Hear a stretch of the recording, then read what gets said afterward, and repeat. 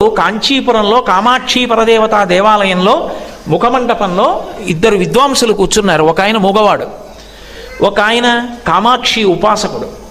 ఇద్దరూ కూర్చున్నారు. ఒక ఆయన కామాక్షి దర్శనం కోసం పరితపిస్తున్నాడు, ఆ ఉపాసకుడు జపం చేస్తున్నాడు అంతర్ముఖుడై. పక్కనున్న ఆయన మూగవాడు, ఆయన ఏం కామాక్షి దర్శనం కోసం చేయట్లేదు, అమ్మవారిని ధ్యానం చేస్తున్నాడు.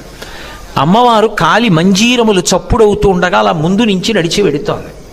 వీళ్ళిద్దరు ఇలా కూర్చున్నారు, అమ్మవారు అలా వెడుతోంది. అంటే వాళ్ళ అమ్మవారి పాదాలు ఇలా చూడగానే కనపడతాయి, నేల మీద ఆసనం వేసి కూర్చున్నారు కాబట్టి. అమ్మవారు దగ్గరికి వచ్చి ఎవరు తన దర్శనాన్ని కోరుతున్నాడో ఆయన భుజం తట్టి ఆయన కళ్ళు విప్పాడు. ఎదురుగుండా పరదేవత. ఆవిడంది, అమ్మ ఎప్పుడు తాంబూల చర్వణం చేస్తుంది, మహాపతివ్రత లక్షణం అది. ఆవిడ వెంటనే తాంబూలపు పిడచ తీసి నోరు తీరింది. ఆయన అన్నాడు, చీ ఆడదాని ఎగ్గిది అన్నాడు. ఆవిడ నవ్వింది. పక్కనున్న మూగ ఆయన ఈ సవ్వడికి కళ్ళు తెరిచి చూశాడు. ఇలా చూసింది ఆవిడ. ఆయన నోరు తెరిచాడు. ఆయన నోట్లో తాంబూలపు పిడచ ఉంచింది. వెంటనే ఆయన అమ్మవారిని అలా కూర్చునున్నవాడు కూర్చున్నట్టే ఆ పాదాల వంక చూసి గొక్క తిప్పుకోకుండా 100 శ్లోకాలు చెప్పాడు. పాదారవింద శతకమైంది. అమ్మవారిని ఇలా చూశాడు. అటు నిలబడి ఉంది కదూ, ఇటు శ్లోకాలు చెప్తున్న వాడిని ఇలా క్రీగంట చూసింది. ఆవిడ కటాక్షం అంటారు, పొట్టి చూపు. ఇలా చూసిన చూపు పొట్టి చూపు, ఇలా చూసిన చూపు పొడుగు చూపు. ఆవిడ అటు నిలబడి ఉంది, ఇటు చూసింది ఇలా తల తిప్పకుండా. ఆ కటాక్షం మీద 100 శ్లోకాలు చెప్పాడు. కటాక్ష శతకమైంది. అమ్మవారు చిన్న నవ్వు నవ్వింది, చూశాడు ఇలా. ఆ చిరునవ్వు మీద 100 శ్లోకాలు చెప్పాడు. మందస్మిత శతకమైంది. అమ్మవారి పెద్దరికం మీద 100 శ్లోకాలు చెప్పాడు. ఆర్యాశతకమైంది. అమ్మవారిని స్తోత్రం చేశాడు 100 శ్లోకాల్లో. స్తుతి శతకమైంది. 500 కలిపి మూక పంచశతి. అమ్మవారంది, ఏం కావాలి, నా మాట తీసేయి అన్నది. ఎందుకు తీసేయడం అంది. అమ్మా, నేను పుట్టుక చేత మూగవాణ్ణి, ఎప్పుడూ మాట్లాడలేదు, నీ అనుగ్రహం. నువ్వు తాంబూలపు పిడచ పెట్టావు, మాట్లాడాను. అమ్మా, నోరుంచితే ఏదో అక్కర్లేని మాట మాట్లాడతాను, వద్దమ్మా తీసేయాలి. తీసేసింది ఆవిడ. ఆయన కామకోటి పీఠాధిపత్యం వహించారు ఒకప్పుడు. మూక పంచశతి అని 500 శ్లోకాలు మంత్రాలే అంటారు. ఇప్పటికీ నేను మీతో పరమసత్యం చెప్తున్నాను, అబద్ధాలు చెప్పు బతకవలసిన అవసరం నాకు లేదు. అమ్మవారి మీద మూకశంకరులు చెప్పిన ఒక్కొక్క శ్లోకాన్ని పారాయణ చేస్తే 9 గ్రహాలు కూడా మళ్ళీ అనుకూల స్థితిలోకి వచ్చేస్తాయని చెప్తారు. అవి కూడా దుష్ట ఫలితాలు ఇవ్వడం ఆపేస్తాయి. అటువంటి శ్లోకాలు చేశారు. పరమాద్భుతం. మూక పంచశతి అమ్మవారి మీద ప్రసంగం చెయ్యాలి అంటే అమ్మవారి అనుగ్రహం ఉన్నవాడు తప్ప మాట్లాడడు అని. అంత శక్తివంతం మూక పంచశతి. పరదేవత అనుగ్రహించలా, ఆవిడ ఉన్నది అని నమ్మాడైన. అంతే, మహాతల్లి తాంబూలం పెట్టి అనుగ్రహించింది. ఒకనాడు కాళిదాస మహాకవిని, ఆయనకి ఏం తెలుసు, నిరక్షర కుక్షి ఒకప్పుడు. అటువంటి వాడికి భార్య చెప్పింది, సర్వమంగళ ఆవిడ పేరు, వెళ్ళి కాళికా దేవాలయంలో కూర్చో, అమ్మవారు వస్తుంది, నాలుక బయటపెట్టు, బీజాక్షరాలు రాస్తుంది, హఠం చెయ్యి, నాకు సరస్వతీ కటాక్షం కావాలని. ఆయనకి విద్య అనడం కూడా రాదు, ఇద్య అన్నాడు. లోపల కూర్చున్నాడు గుడిలో. అమ్మవారు వచ్చేసింది ఉజ్జయినిలో. నాకు ఇప్పటికీ ఆ ఉజ్జయిని వెడితే, ఆ కాళికా దేవాలయానికి వెడితే ఎంత ఆనందంగా ఉంటుందో. అబ్బా, ఇక్కడ కదా పరదేవత అనుగ్రహించింది కాళిదాస మహాకవిని అని. కాబట్టి అంతటి మహానుభావుడు విద్య కావాలి అంటే నాలుక బయట పెట్టమంది, కుంచకోల పెట్టే రంధ్రంలోంచి బయట పెట్టాడు. బయట పెడితే బీజాక్షరాలు రాసింది. ఆయన తలుపు తీశాడు. మేకలు తోలుకునే వ్యక్తి, ఉన్నది అమ్మ అని నమ్మాడంతే. ఆ నమ్మకం, అదే భక్తి. అది లేకుండా ఎన్ని తెచ్చితే రొట్టంతా ఆవిడ పాదాల మీద వేస్తే ఉపయోగం. గభీరే కాసారే విశితి విజనే ఘోర విపినే విశాలే శైలీ చ భ్రమతి కుసుమర్ధం జనమతి సమర్పైతే చేతస్సరసిజముమానాధభవతే సుఖేనా వస్తాతుం జనైః న జానాతి కిమహో అంటారు శంకర భగవత్పాదులు. ఎవడిదమ్మన్నాడు రా ఈ రొట్టంతా? అసలు ఉన్నాడని నమ్మడం మొదలు పెట్టరా. ఉన్నాడని నమ్మి మనఃపుష్పాన్ని సమర్పించు, నీ వెంట పరిగెడతాడు ఈశ్వరుడు అంటారు. నమ్మాడు మహానుభావుడు, అదొక్కటే ఆయనకున్నది. అంతే, బీజాక్షరాలు రాసింది. తలుపు తీశాడు, ఎదురుగుండా కనపడింది తల్లి. ఆయనకి పరదేవత తత్వం అంతా ప్రకాశించింది. అంతే, మాణిక్యవీణాం ఉపలాలయంతీం మదాలసాం మంజులమగ్విలాసాం మహేంద్ర నీలద్యుతి కోమలాంగీం మాతంగకన్యాం మనసా స్మరామి చతుర్భుజే చంద్రకళావతంసే కుచోన్నతే కుంకుమరాగశోణే పుండ్రేక్షు పాశాంకుశ పుష్పబాణహస్తే నమస్తే జగదేకమాతః అంటూ అమ్మవారిని ఆ శ్యామలాదండకంతో జై జననీ సుధా సముద్రం దహృజన్మణి ద్వీప సంరూఢ బిల్వాటవీ మధ్యకల్పద్రుమాకల్ప కాదంబ కాంతార వాసప్రియే కృత్తి వాసప్రియే సర్వలోక ప్రియే సాదరారబ్ధ సంగీత సంభావనా సంభ్రమాలోక నీపస్రగాబద్ధ చూళీచనాదత్రికే సానుమత్పుత్రికే శేఖరీభూత శీతాంశురేకామయూఖావళీనగ్ధ సుస్నిగ్ధ నీలాలక శ్రేణి సంభావితే లోక సంభావితే అంటూ సర్వ ముద్రాత్మికే సర్వవర్ణాత్మికే అని అక్షరాలన్నీ నీ స్వరూపమైన అమ్మవారి యొక్క తత్వం అంతా చెప్పి దండక స్వరూపంతో స్తోత్రం చేశాడు. ఏమి తక్కువ శక్తిని ఇచ్చింది ఆ కాళిదాస మహాకవికి? ఇప్పటికీ పెద్దలు పరిహాసాస్పదంగా ఓ మాట చెప్తారంటే అంతటి వాడు లేడని కాదు దాని ఉద్దేశ్యం. అంటే కాళిదాస మహాకవి గొప్పతనం చెప్పడానికి ఓ మాట అంటారు. మనం పూజ చేసేటప్పుడు అనామిక అని ఒక వేలుని వాడతాం. ఆ అనామిక అంటే రెండో వేలు. ఆ వేలికి అనామిక అని పేరు ఎందుకు వచ్చింది అని అడిగారు. అడిగితే దానికి కారణం ఎందుకు వచ్చింది అంటే చాలా గొప్ప కవులు ఎవరు అన్నారట. అనగానే కాళిదాసు అన్నారు. రెండో పేరు చెప్పండి అన్నారు. చెప్పడానికి ఇంకా కాళిదాసుతో సమానమైన పేరు కనపడలేదు కాబట్టి రెండో వేలు వడవడానికి అవకాశం లేకపోయింది. అందుకు నా వేలు అనామిక అయిపోయింది అన్నారు. అంటే కాళిదాసు యొక్క గొప్పతనం ఎక్కడిది అంటే పరదేవతానుగ్రహం. నమ్మాడు ఉన్నది అని. అందుకు పిల్లలతో సరస్వతీ పూజలు చేయిస్తారు. మన ప్రారంధం అంతా ఎక్కడొచ్చిందంటే అక్కర్లేని విషయాలు అన్నింటికీ పాఠశాలలు మూసేసే మనం సరస్వతీ పూజల రోజున సరస్వతీ పూజలు చేయిస్తున్నారు దేవాలయాల్లో, వెళ్ళండి అని చెప్పి ఒక పూట పాఠశాల కట్టరు. సంస్కారం ఎక్కడి నుంచి వస్తుంది పిల్లలకి? సరస్వతీ పూజకి 1 గంటో 2 గంటలో పిల్లల్ని పాఠశాలలు పంపిస్తే వచ్చిన నష్టం ఏమిటి? అంత మాత్రం చేత ఉపద్రవాలు వచ్చేస్తాయా? రావు. ఏ సరస్వతీ పూజకి పిల్లల్ని పంపించకపోవడం సామాజికమైన బాధ్యత అవుతుందా పాఠశాలలకి? అది ఇవాళ ప్రశ్నించేవాళ్ళు లేరు. అలా పంపించాలన్న స్పృహ ఉన్న పాఠశాలలు కొన్ని ఉన్నాయి, నాకు తెలుసు. కాబట్టి ఈ ఏడాది మేము కాకినాడలో సరస్వతీ పూజలు చేయిస్తే కొన్ని వేల మంది పిల్లలు రహదారి మీద వరకు నిలబడిపోతే అవతల పరీక్షకు వెళ్ళిపోవాలి వాళ్ళు పాపం అని ఎంత కంగారు పడిపోయి వేల మందిని కూర్చోపెట్టి ఆ పూజ గబగబా చేయించడం ఇష్టం ఉండదు. సరస్వతీ పూజ చేయించి అమ్మవారి తీర్థం ఇచ్చి పంపించడం ఎంత ప్రయాస అయిందో. సమాజంలో కొన్ని విషయాల పట్ల నిష్ఠ, దాని పట్ల కర్తవ్యత, దీక్ష కూడా పెద్దలందరికీ కూడా అవసరం అవుతుంది. ఎందుకంటే పిల్లలకి మనం నేర్పకపోతే సంస్కారం ఎక్కడి నుంచి వస్తుంది? దానికి అవసరం సరస్వతీ పూజ. కాబట్టి మహానుభావుడయ్యాడు. ఎంత గొప్పవాడయ్యాడు అంటే నేను అన్నాను కాబట్టి ఆపుకోలేక ఏదో 1-2 విషయాలు ప్రస్తావన చేస్తాను. కాళిదాసు భోజరాజు గారి దగ్గరికి వెళ్ళేటటువంటి సమయానికి ఏకసంతాగ్రాహి, ద్విసంతాగ్రాహి, త్రిసంతాగ్రాహి అని చెప్పి 3 ఉండేవారు.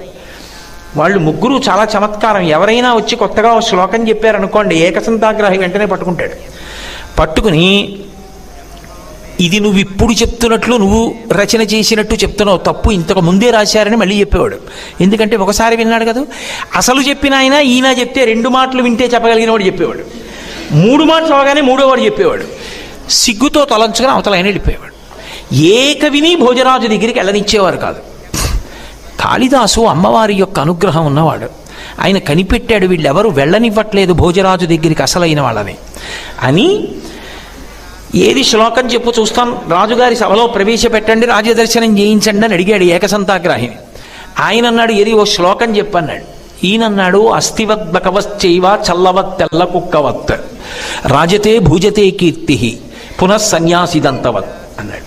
భోజరాజు గారి కీర్తి ఎలా ప్రకాశిస్తోంది అంటే ఇవాళ శ్మశానంలో ఎముక ఎంత తెల్లగా ఉంటుందో అంత తెల్లగా ఉంది ఆయన కీర్తి. బకవశ్చైవ, కొంగ ఎంత తెల్లగా ఉంటుందో అంత తెల్లగా ఉంది.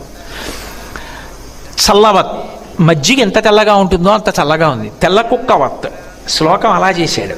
తెల్ల కుక్క అంత తెల్లగా ఉంది. అంతేకాదు సన్యాసి పళ్ళంత తెల్లగా ఉంది. నేను దాని మీద ఎక్కువ వ్యాఖ్యానించడం బాగుండదు కాబట్టి అంత తెల్లగా ఉంది భోజరాజు గారి కీర్తి. అంటే ఈ ఏకసంతాగ్రాహి విని ఇవాళ రాజ్యంలో ఉన్న కవులు ఇంత చౌకబారు రచనలు చెప్తున్నారు అని భోజరాజు తెలుసుకొని మనని బాగా గౌరవిస్తాడని రేపు సభలో నీకు రాజదర్శనం చేయిస్తానన్నాడు. కాళిదాసు ఆయన మాట్లాడిన 4 మాటల్లో గమనించాడు, ఈయనకి నత్తి ఉంది, జకారం టకారం డకారం బాగా పలకం, పట్టుకోలేడు, దాంతో శ్లోకం చెప్తాడు. తీరా తీసుకెళ్ళాడు భోజరాజు దగ్గరికి. ఏది చెప్పు ఈ మహారాజా, ఇతను కొత్త కవి, మీ మీద శ్లోకం చెప్తాడన్నాడు. చెప్పమన్నాడు భోజరాజు గారు.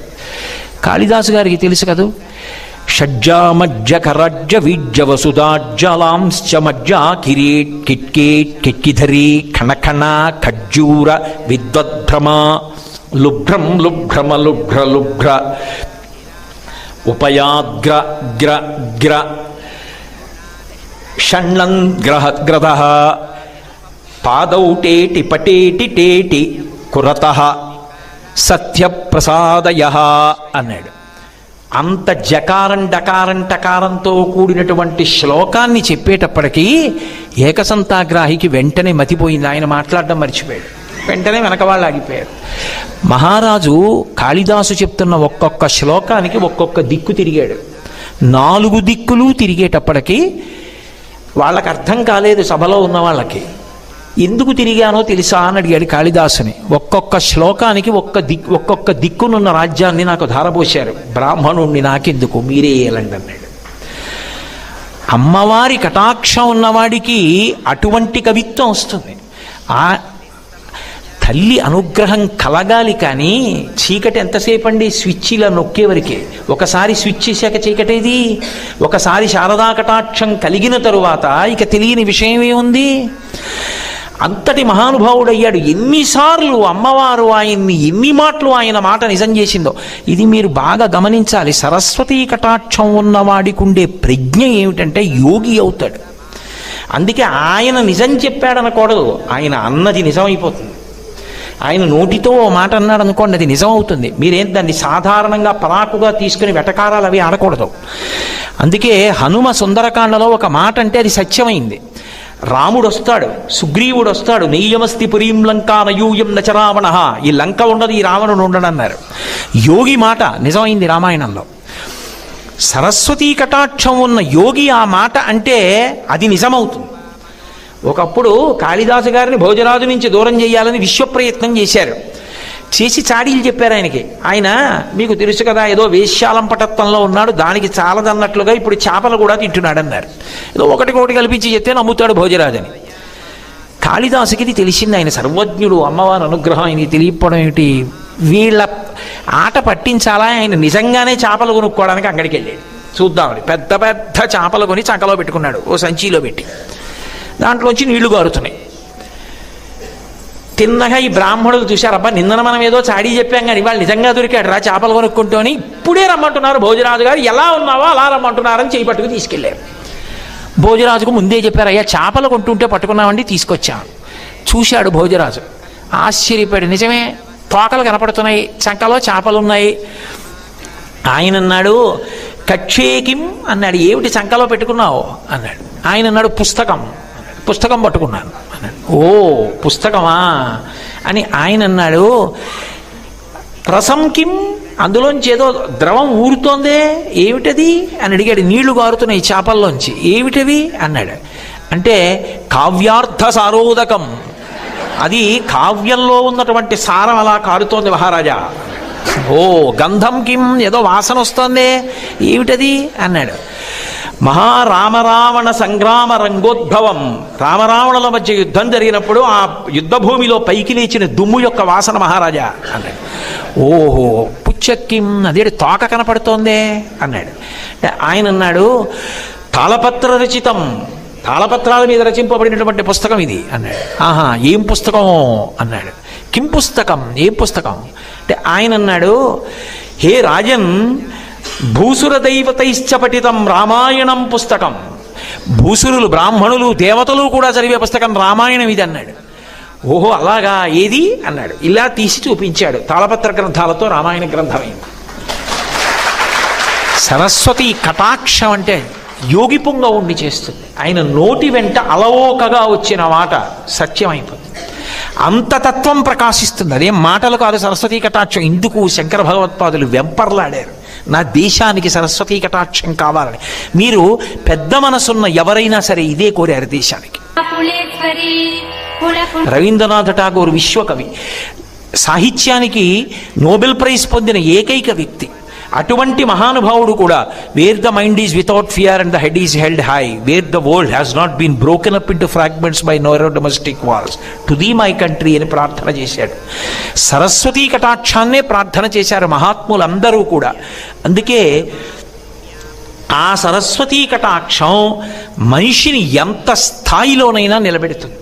ఆ అనుగ్రహం కలిగిన తరువాత ఇక తడువుకోవడానికి ఏమీ ఉండదు. ఆవిడ అనుగ్రహం వస్తే ఎలా వస్తుంది అంటే ఉప్పెన వస్తే ఎలా వస్తుందో అలా వస్తుంది. అందుకే రామకృష్ణ పరమహంస అంటారు, వైరాగ్యం వస్తే పెద్ద ప్రవాహంలా వస్తుంది తప్ప బొట్టు బొట్టు నీళ్ళలా రాదంటారు. సరస్వతీ కటాక్షం వచ్చినా అంతే తప్ప బొట్టు బొట్టు సరస్వతీ కటాక్షాలు ఉండవు. వస్తే సరస్వతీ కటాక్షం ఒక పెద్ద వరద అంతే, అలా వస్తుంది. అందుకే మీరు చూడండి, దేవీ భాగవతంలో ఒక ఆఖ్యానం ఉంటుంది, ఉపాఖ్యానం. అందులో దేవదత్తుడు అని ఒక బ్రాహ్మణుడు, ఆయన పుత్ర సంతానం కోసం అని చెప్పి పుత్రకామేష్టి చేస్తూ గోభిలుడు అని ఆయన్ని ఉద్గాతగా నియమిస్తాడు. ఉద్గాత సామగాన పఠనం చేస్తాడు. సామగానం దమ్ము పట్టి చెయ్యాలి కాబట్టి అప్పుడప్పుడు ఊపిరి పీల్చుకోవడంలో తేడా వస్తే స్వరభంగాన్ని అనుమతిస్తారు. ఆయన సామగానం చేస్తుంటే స్వరభంగం అయింది. దేవదత్తుడికి కోపం వచ్చింది. మూఢుడా, నేను మంచి కొడుకు కోసం అని చెప్పి యజ్ఞం చేస్తుంటే నువ్వేమో స్వరభంగం చేశావన్నాడు. సామగానం చేసేటప్పుడు స్వరభంగం అవుతుంది, తెలియకుండా నన్ను మూఢుడా అన్నావు, మూఢుడు జన్మించుగాక అన్నాడు. ఇంత పుత్రకామేష్టి చేస్తే మూఢుడా కొడుకు నాకు పుట్టేది, మన్నించమని కాళ్ళ మీద పడ్డాడు. మూఢుడే పుడతాడు, తర్వాత సరస్వతీ కటాక్షం విద్వాంసుడు అవుతాడు అన్నాడు. పుట్టాడు కొడుకు, ఉతథ్యుడు అని పేరు పెట్టాడు. గాయత్రి ఉపదేశం చేస్తే కనీసం ఆ గాయత్రి మంత్రం కూడా పలకలేకపోయాడు. తల్లి తండ్రి తలకొట్టుకుని ఏడుస్తుంటే వాళ్ళ బాధ చూడలేక పిల్లవాడు విసిగెత్తిపోయి ఇల్లు విడిచిపెట్టి వెళ్ళిపోయాడు. నోరు విప్పితే తన స్థితి తెలిసిపోతుందని నోరు విప్పేవాడు కాదు. ఓ ఊరికి దూరంగా ఓ పాకేసుకుని ఉన్నాడు, నోరు విప్పకుండా ఉంటాడు. నిజమైన తపస్సు చేస్తున్న వాడిని సత్య తపస్సుడు అని ఊళ్ళో వాళ్ళు వాళ్ళే పేరెట్టేశారు. పెట్టేసుకుని పళ్ళు కాయలు అన్నీ పట్టుకెళ్ళి ఆయనకి ఇచ్చేయడం మొదలుపెట్టారు. మౌనంగా కూర్చునేవాడు, నోరు విప్పితే తెలిసిపోతుంది. ఏదో వచ్చిన వాటిల్లో తింటుండేవాడు, కళ్ళు మూసుకు కూర్చునేవాడు. ఆయన తలుచుకోవడానికి పాపం ఆయనకి ఏం తెలిసినా ఆయనకేం తెలీదు. కానీ తెలిసో తెలియకో నిప్పు ముట్టుకుంటే ఊరుకుంటుందా? ఒక రోజున అడవి పందిని వేటగాడు తరువుకొచ్చాడు. దానికి మర్మస్థానంలో బాణం గుచ్చుకుంది, రక్తం ఓడిపోతోంది, ప్రాణాలు కడంటిపోతున్నాయి. ఈయన కూర్చున్న పాకలోకి తోసుకొచ్చింది. ఆయన ఏదో పరధ్యానంగా కూర్చున్నాడు. నెత్తురు కారిపోతూ నోరు తెరుచుకుని ఆర్తితో ఆ పంది పరిగెత్తుకొచ్చి ఎదురుకుండా నిలబడింది. దాన్ని చూడగానే అప్రయత్నంగా ఐ అన్నాడు. అంత దృష్టి కేంద్రీకరించి ఒక్కసారి ఆ బీజాక్షరం పలికాడు, అది సారస్వత బీజం.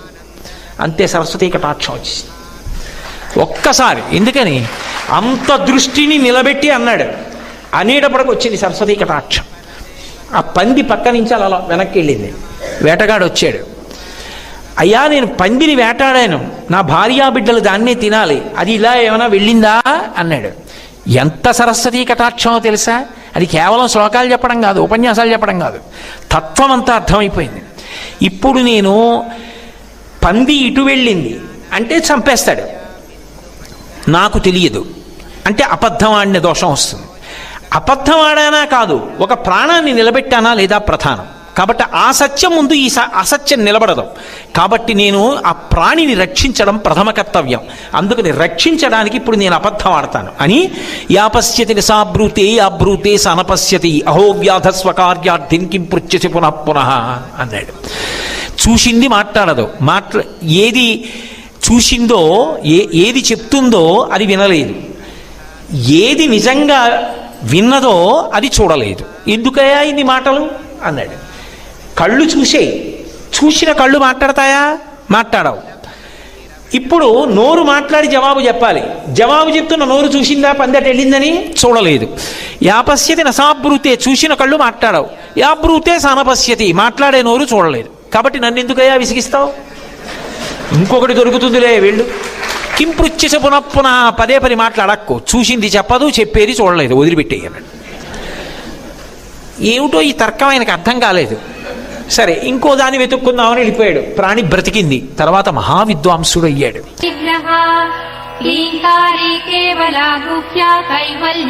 ఒక్క అక్షరం తెలిసో తెలియకో ఆవిడ అనుగ్రహానికి సంబంధించిన బీజాక్షరం పలకడం ఆయన యొక్క వైభవానికి అంత విద్వాంసుడవడానికి కారణమైంది. అందుకే ఆమె యందు ఆ బుద్ధి కలిగిన వాడు ఎవరుంటాడో వాడికి సరస్వతి ప్రవాహం కింద వస్తుంది.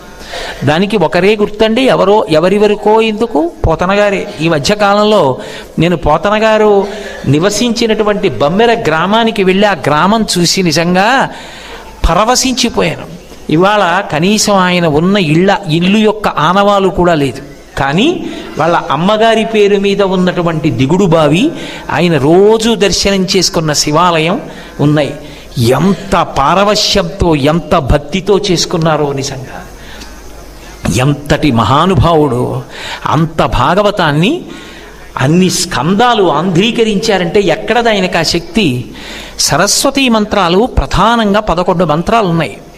ఆ 11 మంత్రాలకి 11 ధ్యాన శ్లోకాలు ఉన్నాయి. 11 ధ్యాన శ్లోకాల్లో ఉండేటటువంటి వైభవాన్నంతటినీ కలిపి ఆయన తీసుకొచ్చి ఒక్క పద్యం కింద రచన చేశారు. రచన చేసి మనకు అందించారు. అసలు నిజానికి ప్రతి పిల్లవాడికి ప్రతి పాఠశాలలో ఆ పద్యం ప్రతిరోజు చదువుకోవడం నేర్పాలి. 11 సరస్వతీ మంత్రముల ధ్యాన శ్లోకముల సమాహార స్వరూపంగా పిండి పోతనగారిచ్చారు.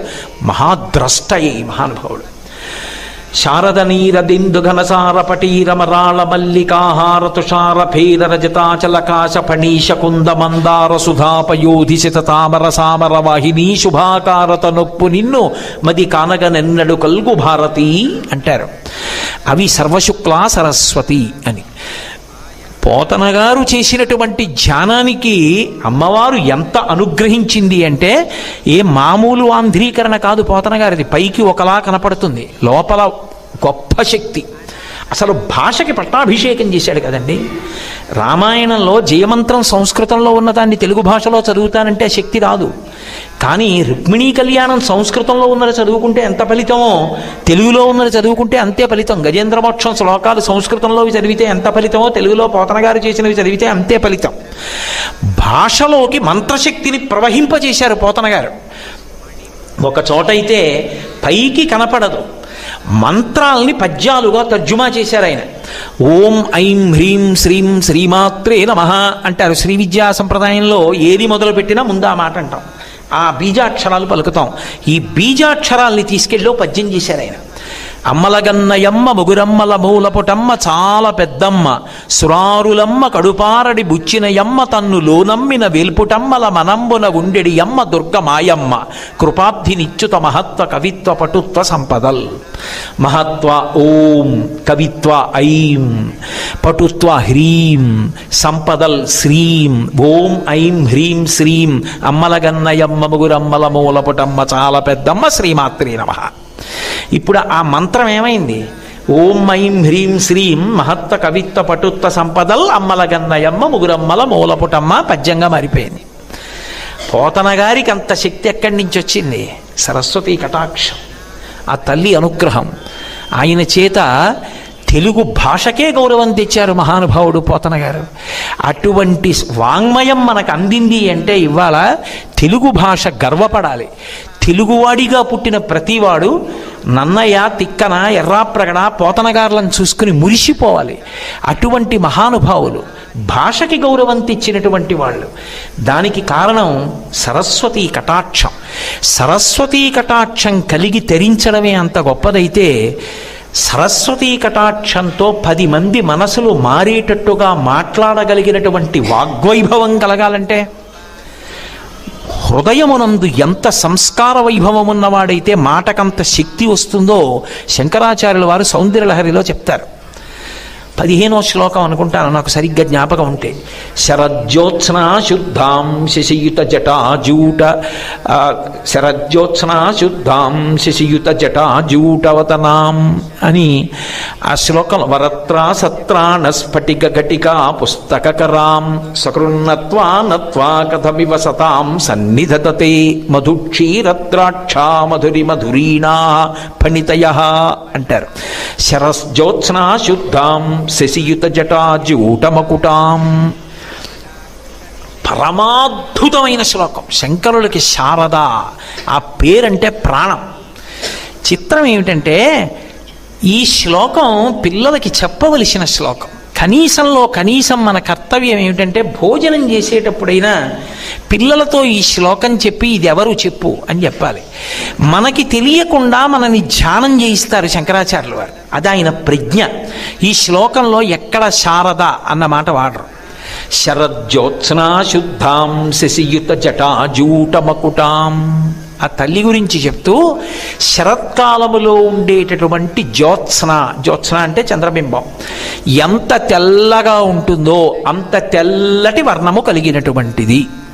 శరజ్యోత్స్నా శుద్ధాం శశియుత జటాజూటమకుటాం. చంద్రబింబం తదియనాటి చంద్రరేఖ వాళ్ళు అలా పెడుతుంటే ఆకాశంలో కనపడుతోంది. తదియనాడు ఉండేటటువంటి సన్నటి చంద్రరేఖ ప్రయత్నపూర్వకంగా చూస్తేనే కనబడుతుంది. అవ్యక్త రేఖామివ చంద్రరేఖాం పాంసు ప్రసిద్ధామివ హేమ రేఖాం క్షతప్రరూఢామివ బాణరేఖాం వాయుప్రభిన్నామివ మేఘరేఖాం అంటారు వాల్మీకి మహర్షి. ప్రయత్నపూర్వకంగా చూస్తే ఆకాశంలో కనపడేటటువంటి తదియనాటి చంద్రరేఖ ఎలా ఉంటుందో అటువంటి చంద్రరేఖని కిరీటంలో ధరించి ఉంటుంది. ఎవరు? శారద. అదే చంద్రరేఖని పరమశివుడు ధరిస్తాడు, అందుకే చంద్రమౌళీశ్వర. అదే చంద్రరేఖని బాలాత్రిపుర సుందరి అమ్మవారు ధరిస్తుంది. అదే చంద్రరేఖని కామాక్షి పరదేవత ధరిస్తుంది. కాబట్టి శరజ్యోత్స్నా శుద్ధాం శశియుత జటాజూటమకుటాం.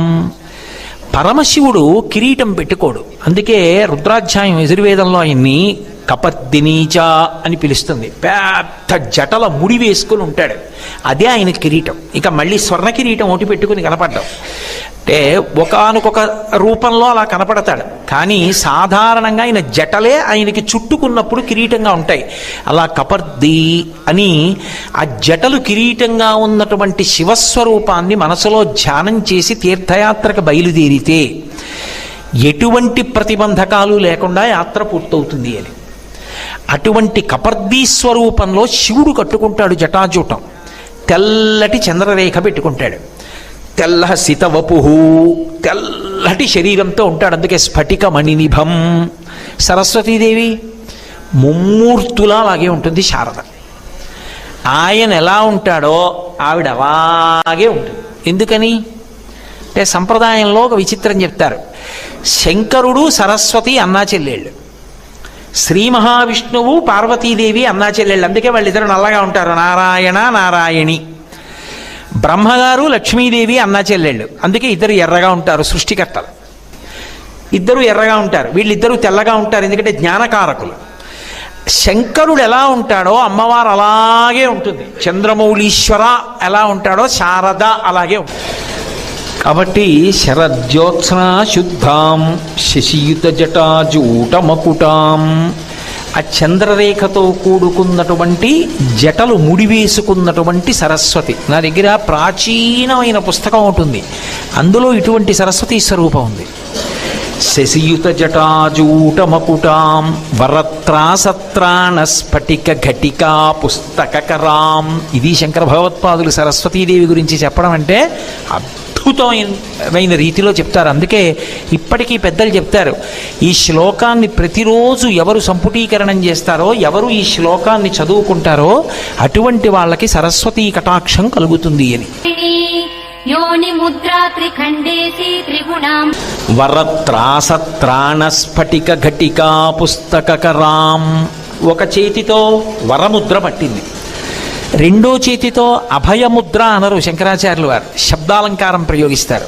త్రాస త్రాణ, త్రాస అంటే భయం, త్రాణ అంటే తీర్చడం, అంటే అభయముద్ర పట్టింది. వరత్రాసత్రాణ స్ఫటిక ఘటికా పుస్తకరాం. ఒక చేతిలో స్ఫటికమాల పట్టుకుంది కుడి చేత్తో, ఎడం చేతి వైపు పుస్తకరాం ఒక చేతిలో పుస్తకం పట్టుకుంది. సకృన్నత్వానత్వా, ఎన్ని మాటలు నమస్కారం చేయాలి ఆవిడికి. ఇది బాగా పట్టుకోవాలి మీరు.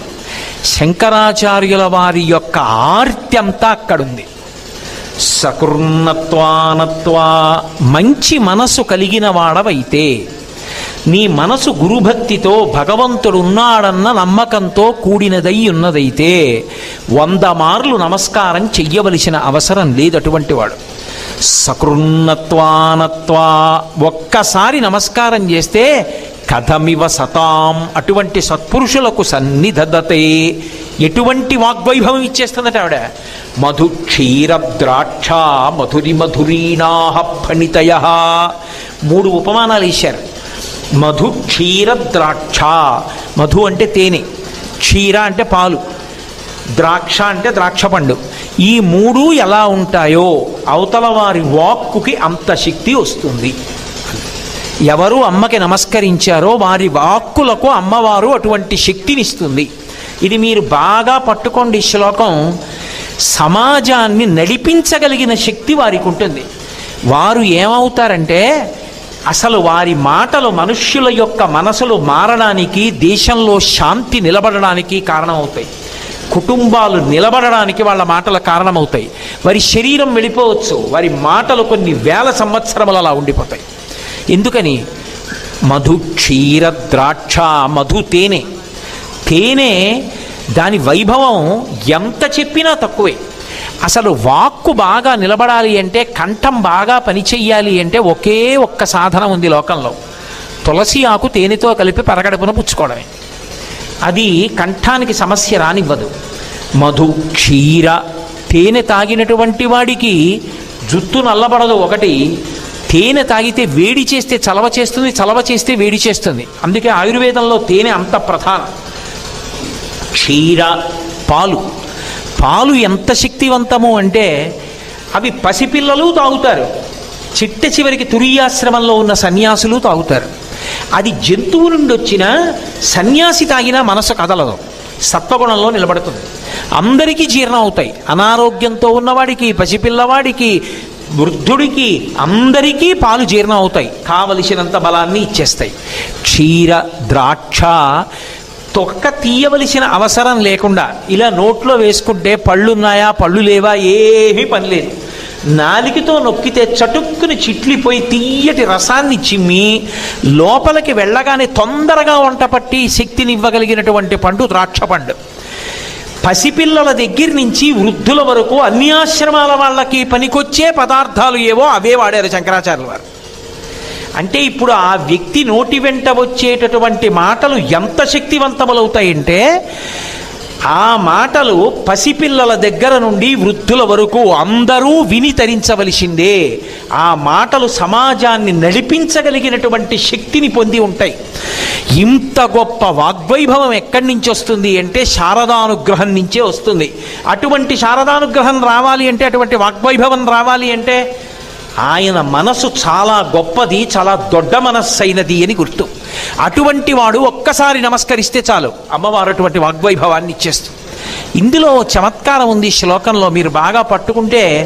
శంకరాచార్యుల వారు సరస్వతీదేవి కూర్చున్నప్పుడు, శారద కూర్చున్నప్పుడు, శారద ఆ మాట శంకరులకి ఎందుకంత ఇష్టం అని మీరు అడగచ్చు. సరస్వతి ఉందిగా, వాణి ఉందిగా, గీర్వాణి ఉందిగా, శారద ఎందుకు ఇష్టం అంటే, ఉత్తర భారతదేశంలో శారద అంటారు. శారద, శారద అసలు లోకంలో సారమైనదేదో ఆ బ్రహ్మమును అందించగలిగినది, అనుభవంలోకి తీసుకురాగలిగినది ఆవిడే.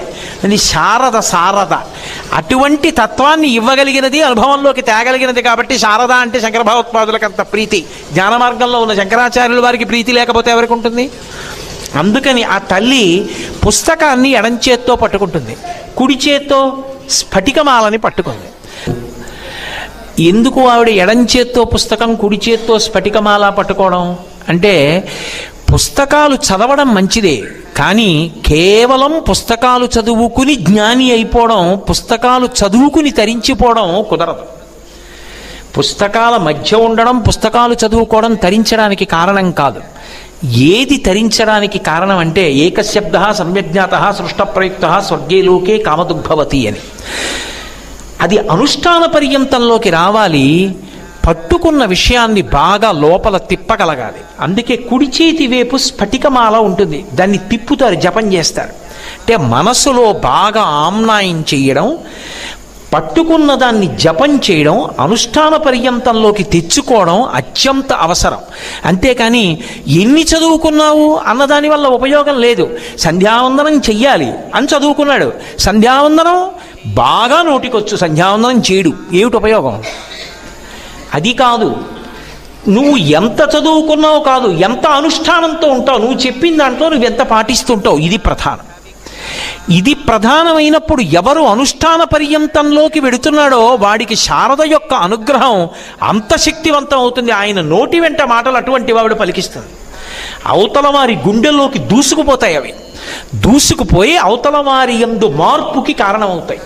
కాబట్టి మధుక్షీరద్రాక్ష మధురి మధురీణాః ఫణితయ, ఇటువంటి వాగ్వైభవాన్ని ఇవ్వగలిగిన శక్తి శారద నుండే ప్రసరించాలి. అంటే ఈ లోకంలో గురుమండల రూపిణిగా లోకంలో ఉన్నటువంటి వారిలోని చెడు గుణములు పోయేటట్టుగా మాట్లాడగలిగినటువంటి సమర్థత అనబడేటటువంటి విభూతిగా వ్యక్తులను ఆశ్రయించి ఉండేది ఆ తల్లే.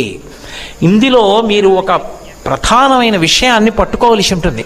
శంకరులు దీని మీద ప్రధానంగా శ్లోకం ఎందుకు చేశారంటే 10 మందికి చెప్పడం అలా ఉంచండి. మాట అన్నది లేనివాడెవరు మనుష్యుల్లో? ఉపన్యాసం చెప్పడం వదిలేయండి, ప్రబోధం చేయడం వదిలేయండి, ప్రవచనం చేయడం వదిలేయండి, అనుగ్రహ భాషణం చేయడం వదిలేయండి. మాట లేనివాడు లేడుగా. మాట అన్నది అందరికీ ఉందిగా, మనుష్యుడు అన్న వాళ్ళందరికీ మాట ఉంది. ఈ మాట పరా పశ్యంతి మధ్యమ వైఖరి అని 4 రూపాలుగా ఉంటుంది. లలితా సహస్రనామ స్తోత్రంలో చెప్తారు. ఇందులో పరా పశ్యంతి మధ్యమ ఈ 3 మానవ ప్రయత్నంతో కూడుకున్నవి కావు. ఇందులో ఒక చమత్కారం ఉంటుంది. అమ్మవారు ఎప్పుడైనా సరే కింద నుంచి పైకి వెడుతున్నప్పుడు స్థూలం నుంచి సూక్ష్మం అవుతుంది. మూలాధార చక్రం దగ్గర కదిలి సహస్రారం వైపుకి వెడుతోందనుకోండి, వెడుతున్నప్పుడు ఒక భూతం కన్నా ఒక భూతం సూక్ష్మభూతం అవుతుంది. మీకు ఒక ఉదాహరణ చెప్పాలంటే మూలాధారం దగ్గర ఆవిడ పృథివీ స్వరూపంతో ఉంటుంది. పృథివీ స్థూలభూతం, అది దాటిందనుకోండి ఇక మెల్లిగా ఒకదానికన్నా ఒకటి సూక్ష్మభూతం అయిపోతాయి. నీరు, వాయువు, ఆకాశము అలా మారిపోతుంది. కానీ శబ్దం దగ్గరికి వచ్చేటప్పటికీ ఆవిడ సూక్ష్మ రూపంతో బయలుదేరి పైకొచ్చి స్థూల రూపాన్ని పొందుతుంది. అందుకే వైఖరి వాక్కు స్థూల రూపం, సూక్ష్మ రూపం పరావాక్.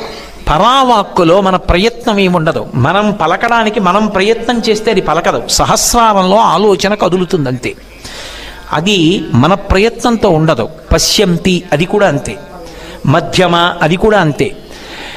వైఖరి దగ్గరికి వచ్చేటప్పటికి ఏమవుతుందంటే 2 కొట్టుకోవాలి. 2 ఒకదానికొకటి తగిలితే తప్ప వైఖరి వాక్కు రాదు. 2 ఒకదానికొకటి తగిలితే ఆ వాక్కు పైకొస్తుంది. అదే స్వరపేటిక. అమ్మవారు ఒక్క మనుష్యుడికే కంఠంలో పెడుతుంది. అందుకే స్థూలభూతమై వాక్కు స్థూలమై వైఖరిగా వస్తుంది. అక్కడికి వచ్చేటప్పటికి మారుతుంది. శబ్దంగా వస్తే పైకొచ్చినప్పుడు స్థూలం. అమ్మవారు షట్చక్ర భేదనంలో కింద నుంచి పైకి వెళ్ళేటప్పుడు స్థూలం నుంచి సూక్ష్మం, వాక్కులో సూక్ష్మం నుంచి స్థూలం. ఇందులో ఒకదానికొకటి తగలాలి. వాయువు స్వరపేటిక దగ్గర తగలాలి. నాలుక ఎక్కడెక్కడ నొక్కితే అటువంటి అక్షరములు ఉత్పన్నమవుతాయో అక్కడక్కడ నొక్కాలి. ఇప్పుడు ఆలోచన కదిలింది, అది వాక్యంగా పైకి రావాలి. ఇప్పుడు వాక్యంగా పైకొచ్చేటప్పుడు ఏదో పదాలు అస్తవ్యస్తంగా అటు ఇటు పెట్టి వాక్య నిర్మాణం చేస్తే తాను ఏం చెప్పాలనుకుంటున్నాడన్నది అవతల వారికి అందచేయడం కష్టం. కానీ దానికి అనుగుణంగా మాటలు వరుస క్రమంలో పడిపోయి ఒకదాన్నొకటి పెట్టుకుని అది వాక్యం అయిపోయి ఆ వాక్యములో తన భావాన్ని పెట్టి అవతల వారికి ఆ వాక్యం అర్థమై దాని వలన యువతల వారి అభిప్రాయం అవతల వారికి తెలిసే అవతల వారిలోని అజ్ఞానం పోయేటట్టుగా మాట్లాడించాలి అంటే ఆ స్వరపేటికలో ఉండి వాయువు వెళ్ళి కొట్టుకుని తగిలి వాక్కుగా మారి పైకొస్తుంది. అప్పుడు నాలుక నొక్కుతుంది. నొక్కినప్పుడు ఒక్కొక్కసారి పంటిని నొక్కుతుంది, ఒక్కొక్కసారి పెదవుల్ని తగులుతుంది, ఒక్కొక్కసారి దవడ పైన తగులుతుంది. ఎక్కడ ఎప్పుడు ఎలా తగిలితే ఏ అక్షరం ఉత్పన్నమవుతుందో, ఏ అక్షరం వాడితే అక్కడ పదము ఆ అర్థాన్ని పట్టుకుని పైకొస్తుందో అంత గబగబా నాలుక కదిలి అక్షరములై, అక్షరములు పదములై, పదములు వాక్యములై, వాక్యములు భావాన్ని పట్టుకుని పైకి రావాలంటే లోపల అమ్మవారు నాలుక మీద తాండవం చేస్తే తప్ప అలా రాదు. అందుకని ఇప్పుడు ఏమైంది, ఆవిడ వైఖరి రూపాన్ని పొందింది, వాగ్రూపాన్ని పొందింది. అది అనుగ్రహ శక్తి. వాడు అమ్మవారి వాగ్దేవి రూపంతో ఆయనని అనుగ్రహిస్తోంది అని గుర్తు. అలా 10 మంది మనసు మారేటట్టుగా మాట్లాడగలిగాడు అంటే ఆయన వాగ్దేవి కటాక్షాన్ని పొందాడు అని గుర్తు. అదే తల్లి కింది స్థాయికి వచ్చేటప్పటికే అనుగ్రహాన్ని విడిచిపెట్టదు శారద. అందరినీ అనుగ్రహిస్తుంది. ఎలా? అందరూ మాట్లాడతారు, మాట్లాడలేని వాడు ఉండడు. ఇలా ఇక్కడ కూర్చుని నేనంటే ఏదో ఉపన్యాసం చెప్పా వచ్చిరాని మాటలు నాలా మీరు చెప్పలేకపోవచ్చు, లేదా నాకన్నా అద్భుతంగా చెప్పగలిగిన పండితులు ఈ సభలో ఉండి ఉండవచ్చు, లేదా మీ అందరు అటువంటి వారు అయి ఉండవచ్చు, వినయంతో కూర్చున్నారు.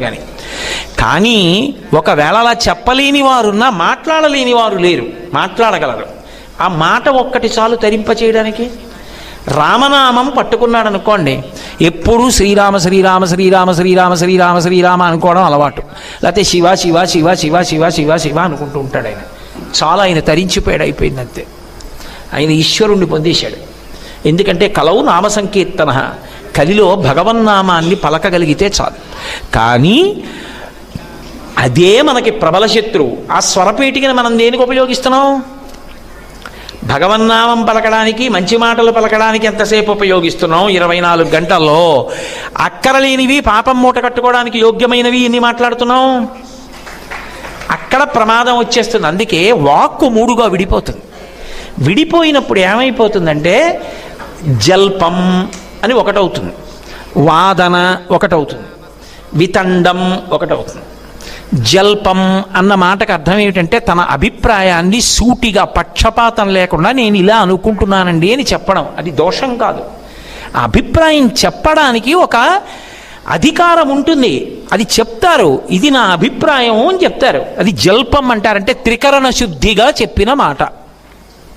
ఇంకొకటి ఉంటుంది, అది వాదం అంటారు. వాదం అంటే అది దేనికి చెప్తారంటే అవతలవాడు దోషభూయిష్టంగా ఉంటే అనేక యుక్తుల చేత తను చెప్తున్న మాటని సమర్థిస్తూ అది నేను మంచి మాట చెప్తున్నాను అన్న మాట రాగద్వేషాలు లేకుండా లోపల నమ్మి అలా చెడిపోకయా, అలా వెళ్ళకూడదు, ఇలా ఉండు అని చెప్తారు. దాన్ని వాదం అంటారు. వితండం అని ఒకటి ఉంటుంది, అది దుర్వినియోగం చేయడం. వితండం అంటే ఏమిటంటే అవతలవాడు మంచి చెప్పినా కూడా అవతలవాడు చెడు చెప్పాడని నిరూపించడానికి ప్రయత్నం చేయడం. దాన్ని వితండం అంటారు. అందుకే వితండవాదన చేస్తున్నాడంటారు. వితండవాదన అంటే మంచిని చెడుగా చూపించే ప్రయత్నం. ఇక్కడ పతనం ఉంటుంది. ఇది వాగ్దేవీ కటాక్షాన్ని దుర్వినియోగం చేశాడు అంటారు. వైఖరి వాక్కు అమ్మవారిస్తే, అందుకే శంకరాచార్యుల వారు అవతార పరిసమాప్తి చేస్తున్నప్పుడు శిష్యులు వచ్చి అడిగారు, మీరు మహాసముద్రం అంత వాంగ్మయం ఇచ్చారు, ఇది ఎప్పటికి చదువుతాం మేము, మాకు సూక్ష్మంగా చెప్పండి, ఏం చేయమంటారన్నారు. ఆయన ఒకటే చెప్పారు, వేదో నిత్యమధీయతాం తదుదితం కర్మస్వనుష్ఠీయతాం. మీరు వేదాన్ని రోజు చదవండి, వినండి, అలా కర్మ చెయ్యండి. మీకు నోరు ఉంది కదా అని చెప్పి వితండం చెయ్యకండి. శృతి శిరపక్ష, మీరు ఎప్పుడూ కూడా వేదం ఏం చెప్పిందో దానినే సమర్థించి మాట్లాడండి తప్ప ఇతరమైన మాటలు మాట్లాడకండి. ఇది వేదము యొక్క హృదయం. ఎందుకని అంటే వాక్కు దోషభూయిష్టమైపోతుంది. మీరు ఏది పడితే దాన్ని సమర్థించి మాట్లాడారనుకోండి, వాక్కు దోషభూయిష్టం అవుతుంది. అందుకని మంచిని సమర్థించడానికి వాక్కును ఉపయోగించాలి. అందుకే సత్యం బ్రూయాత్ ప్రియం బ్రూయాత్ న బ్రూయాత్ సత్యమప్రియం ప్రియంచనానృతం బ్రూయాత్. వాక్కు మీద అన్ని నిబంధనలు పెట్టడానికి కారణం అందుకుంది. అది అమ్మవారి యొక్క గొప్ప అనుగ్రహం. ఇప్పుడు రామనామం పట్టుకున్నాడు, తరిచిపోయాడు. అందుకే హరునకు విభీషణనకు అద్రిజకున్ తిరుమంత్రరాజమై కరిగిన హల్యకున్ ద్రుపదకంజకునత్తి హరించు చుట్టమై బరగిన ఎట్టి నీ పతితాపావన నామము నాదు జిహ్వపై నిరంతరము నటింపచేయుమి కదా శరధీ కరుణాపయోనిధి అంటాడు. మంచిని మంచిగా మాట్లాడాడు, మంచిని మంచిగా సమర్థించాడు. చెడు మార్గాన్ని అలా వెళ్ళకరా అబ్బాయి, ఇలా ఉండు అని చెప్పాడు. ఇప్పుడు ఆయన తరించాడు. ఆయన అమ్మవారి అనుగ్రహాన్ని సద్వినియోగం చేసుకున్నాడు. ఇప్పుడు అమ్మవారు వాక్కిచ్చింది, అదే వాక్కుతో పెద్దల్ని అధిక్షేపించాడు. దేవాలయానికి వెళ్ళి కూర్చుని అత్తమామలకి వ్యతిరేకంగా మాట్లాడడం, తల్లిని తండ్రిని నిందించడం, అన్నదమ్ముల్ని నిందించడం, పెద్దల్ని నిందించడం, గురువుని నిందించడం, శాస్త్రాన్ని ధిక్కరించడం. ఇప్పుడు ఆయన వాక్యం ఎందుకు పనికొచ్చింది? ఇది గమ్మత్తు. ఈశ్వరుడు జోక్యం చేసుకోడు మనుష్య జన్మలో. బుద్ధినిచ్చి విడిచిపెడతాడు, నీ ఇష్టం వాడుకో. అది కూడా ఈశ్వర కటాక్షమే. మీరు ఎలా మాట్లాడినా ఊరుకుంటాడు, కానీ ఫలితాన్ని ఇవ్వడం మొదలు పెడతాడు ఒకప్పుడు. అప్పుడు ప్రమాదం వస్తుంది. ఎప్పుడో అప్పుడు ఇది వదలాలి కదండి. వదిలిన తర్వాత ఒక విషయం అడుగుతాడు, నీకు స్వరపేటికి ఇచ్చానుగా, వైఖరి వాక్ ఇచ్చానుగా, మాట్లాడే శక్తిని ఇచ్చా, ఉపన్యాసం వదిలి మాట అన్నది ఇచ్చానా లేదా? 84 లక్షల జీవరాశులలో 83,99,999 జీవులకి నేను ఇవ్వలేదు. అవి రామనామని చెప్పలేవు, వాటి కర్మ అంతే. నీకు ఇచ్చాను, ఎన్ని మాటలు వాడావు? 74 ఏళ్ళు బతికావు, ఎన్ని మాటలు భగవన్నామని చెప్పావు? ఆయనకి తెలియని విషయమా? ఎన్ని మాటలు ధైర్యంగా వేద హృదయాన్ని సమర్థించావు? ఎన్ని మాటలు తప్పు త్రోవలో వెడుతున్న వాళ్ళని మంచి త్రోవలోకి వెళ్ళమని సహృదయంతో మాట్లాడావు? ఈశ్వరుడు లెక్క కట్టి ఎన్ని మాటలు నీ వాక్కు దోషభూయిష్టమైంది, ఎన్ని మాటలు పనికొచ్చింది. ఎందుకు నీకు స్వరపేటిగా? అక్కర్లేదుగా. 10 మందిని పాడు చేయడానికి ఎందుకు అది? కాబట్టి అది అక్కర్లేని ఉపాధిలోకి వెళ్ళిపో అంటాడు. అందుకే మనుష్య జన్మకి పునర్జన్మకి కారకుడు ఎవరు అంటే మనుష్యుడే. అందుకే చిట్ట చివర వాసనాబలంగా మనసు దాన్నే పట్టుకుని వెళ్ళిపోతాడు. అదే ఈశ్వరుడు తీర్పు చేస్తాడు. అందుకే ఆ వాక్కు ఎవరు అంటే అమ్మవారు. ఆ వాక్కుని సద్వినియోగం చేసుకోవడం ఒక్కటి వస్తే చాలు, తరించిపోయాడు. అదే శారదానుగ్రహాన్ని అర్థం చేసుకోవడం. అందుకు శంకర భగవత్పాదుల శ్లోకం ఇవ్వడం. వేద్యవర్జిత యోగిని యోగదా యోగ్య యోగానందా యుగంధరా ఇచ్ఛాశక్తి జ్ఞానశక్తి క్రియాశక్తి స్వరూపిణీ సర్వాధారా సుప్రతిష్ఠా సదసద్రూపధారిణీ